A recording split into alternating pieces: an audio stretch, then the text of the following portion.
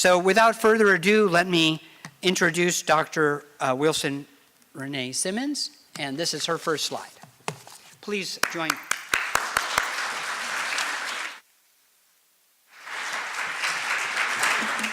Thanks and good afternoon. I may have been a little bit ambitious in terms of the amount of information I provided, so I'm going to go a little quickly, but not so quickly that it's all a blur.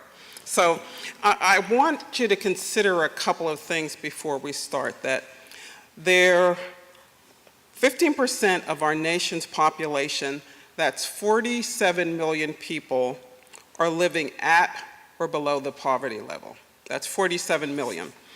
There are 74 million children in America, and 22% of them live in poverty, making them the poorest residents of our nation. So just think about that for a minute. The youngest, the most vulnerable to health risks, and the poorest. And unfortunately, efforts to address child poverty and the health disadvantages that come along with it are handicapped, at least in part, by thoughts that poor children are poor through no fault of their own, and so they deserve our support, at least to a point. But poor adults, their parents, are responsible for the sorry situation in which they find themselves, and so they must deal with it as best they can. And I think this issue of the deserving and the undeserving poor has been with us and was a concept in Victorian time when if you were poor because of disability, age, the unavailability of work, you were deserving and you deserved support. But if you were lazy, perceived as lazy, culturally deficient, reproductively prodigious, financially inept, then you were among the undeserving poor. And I think such beliefs have really put our children at a disadvantage. And when I say at a disadvantage, it's because we all know that children do better when their families do better, and we can't divorce children from their parents. And so when I say we, it's the National Center for Children in Poverty. And John has briefly stated who we are and what we do. And this is sort of our elevator speech. But these are the groups we work with. We work with policymakers to help them sort of understand and adopt the most effective policies and programs that address family economic security as well as child development. We help service providers to identify evidence-based programs to understand and turn the research into practice. We help advocates to think through what it is that's best to advocate for in terms of both programs and policies as well as resource allocations. We collaborate with other researchers to really gain a better understanding of where we are and where we need to go. And we also help the media in their efforts to tell the stories of poor children and families in America and to shine a spotlight on the power of prevention. So that's who we are and that's what we do. And these are our three units, again, because children do better when families do better. Our focus is on family economic security, early childhood, and health and mental health. And so what I want to do in the time I have is to really talk about the national picture, because that is in fact my charge today.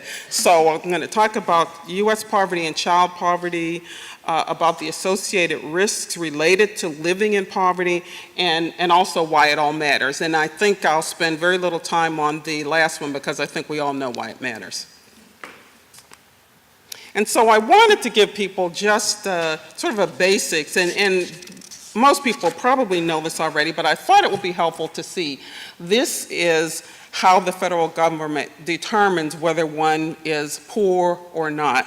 And I think people also know this has been around for a very long time. It was created during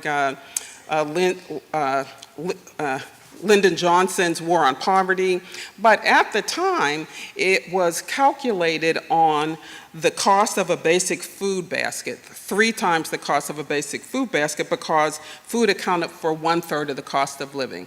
Well, today, what do you think it accounts for? 1/7. And so other than calculating inflation, that's still the rule that we're using. So if we're talking about transportation or medical costs or geographic differences in the cost of living, that isn't part of the calculation. And so how accurate is this? And I also thought it would be helpful to look at and draw people's attention to this relatively recent report from the UN Children's Fund about the well-being of children in 35 developed nations. The US ranks 34th out of 35. We're talking about below virtually all of Europe, of Australia, of New Zealand, Japan. And this poor US showing is really a reflection of our nation's growing income inequality. And that would explain why the US on child poverty is ranked between Bulgaria and Romania. How is that possible when Americans on average are 6 times richer than either of those groups? How is that possible? And it's because of the kind of income inequality that exists in the US. And also, if we talk about trends over time, we can again see that there hasn't been a great deal of change, but the differences there's still an increase, but it's very much been stable over time in terms of children under 6 who are living in low income and poor families. And we also talk about low income, poor, and extreme poverty. And when we talk about low income, we're talking about less than 200% of the federal poverty level, those inaccurate and unrealistic numbers that we saw earlier. And if we're talking about extreme poverty, it's less than 50% of the federal poverty level. And the question becomes, how do people live like that? And the answer is it's very difficult. And if we want to take sort of a look across the US, we can see where levels of poverty are highest. And we can also see that it's sort of around the South, again, not a surprise, but not just the South, not just the South. And in recent years, we know that the relatively recent economic crisis as well as the housing crisis have really moved towards a suburbanization of poverty as well. And also, in 96 of the 100 largest metro areas, the rate has remained relatively stable over the last 5 years. And then again, there's always a question of what does this look like by race and ethnicity?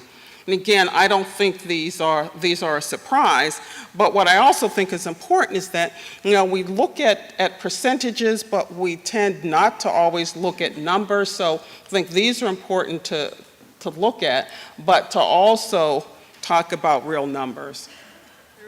And then the question becomes, and the last thing I want to do is sort of pit one group against another, but I think it's important to look at the differences and the trends over time by age. And so we can see here that there are significant and increasing differences in poverty rates by age. So this is 2011, the end of this, and so the rate's 22% for children under 18, 14% for those 18 to 64, and 9% for those 65 and older. So, and also I think it's important to understand the dynamics of poverty, and I think these are very important numbers to look at as well, and that there are significant differences in children's experiences of poverty over childhood in terms of the frequency, the timing, at what point in their development, the depth and the duration when we talk about what poverty really means for children. And again, it's important, and I should also say that the vast majority of the information that I'm providing is through the National Center for Children in Poverty, nccp.org. So if any of this is information you're looking for, you can certainly go to our website to find it. But we also wanted, and this information is on our website, but we also wanted to put into context all of the risks that are associated. And in fact, because we know that state policy choices matter, if you go to our website and you want to know for your state, what are the multiple risks that exist in your state, and also what are the kinds of policies and programs that are in place, then you can do that as well. And of course, no surprise, a job is not protection against poverty. And while formal education is important, and the more education the better, education is also not protection against poverty. And so in addition to talking about rates of poverty and multiple risks and the federal poverty guidelines and the poor and the near poor and the extreme poor, we sometimes forget about the other kinds of hardships that are in place for these families because of the kind of poverty under which they're living. And so this is relatively recent information from the Center for Budget and Policy Priorities that's really an analysis of what's happening in households that are poor and near poor in terms of the kinds of hardships that they have to deal with. And I wanted to share this. Most of what I presented is our national data, but these are data from what was a groundbreaking meta-analysis that really explored the relationships between children's poverty and children's health, achievement, behavior.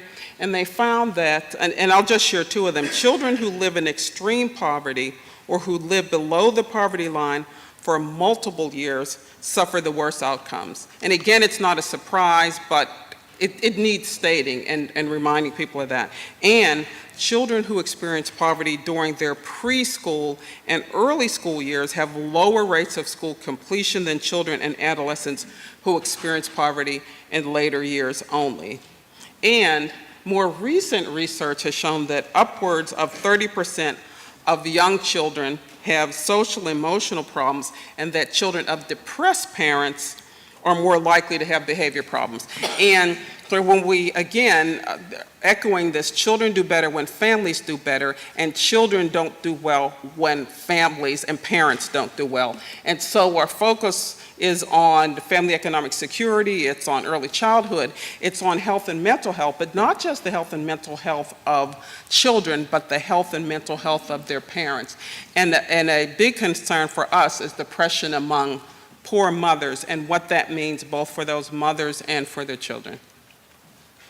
And this is from a study that suggested that there are opportunities to identify and serve poor mothers who are depressed because of the services that they currently receive and ways to screen and intervene in those settings.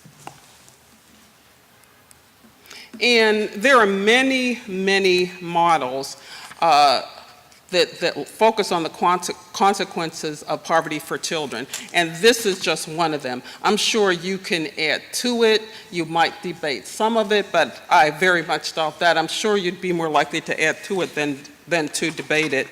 And I think when we talk about why this all matters, it's because of what the results of poverty, the consequences of poverty have for children and their families, and all of the ways in which it's important to intervene. Not just economics, not just parenting, not just stress, not just child functioning, but all of it is interrelated and all of it is important. And we can't intervene in every place and every setting, but there are opportunities to intervene in all of them. And what I also like to say is that this is just what I want to say. We can't depend on good luck or good fortune. We absolutely can't. We know the kinds of programs and policies and interventions that work. We already know what those are. But what we need is the will to ensure that those are put in place and that the funding is there, not for a year or two, but for sustainability and for enough time that we have the kinds of strong evidence that we need to say this doesn't work just in this setting, but it works in many settings, and that it works over the long term. So let's not depend on good fortune or good luck, but let's depend on the research and on the efforts of people who really do know that children do better when families do better. So thank you very much.